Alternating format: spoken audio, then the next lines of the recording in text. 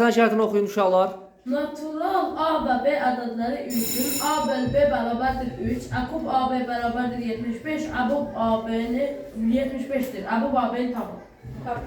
Aynen A bölü B 3'dürsə, demək A bərabərdir 3 B-yə. Əhsən. Çünki A'nın içində 3 dənə B var. Malades. Sonra Akop AB ilə 75'dirsə, Akopda ən böyük götürülür. Aha, yaz da yaz, yerinə yaz. Sonra A bərabər 75.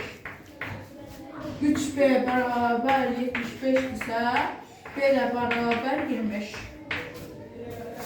Abop üçün sualı Abop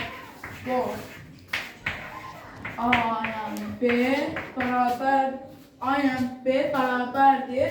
Burada B'yi verib 25, A'yı da verib 75. A'yı da verib 75. Demək A 75'dir, B də 25'dir. Abopda isə ən kiçik olan götürülür. Ən kiçik burada B'dir, B də 25'dir. Demək Abopda 25. Uşaqlar, deməli Kənan öz beynində necə yaratdığını siz başa düşməlisiniz. Burada A ədədini 3B götürdü, şifahi elədi orada bir çox şeyləri.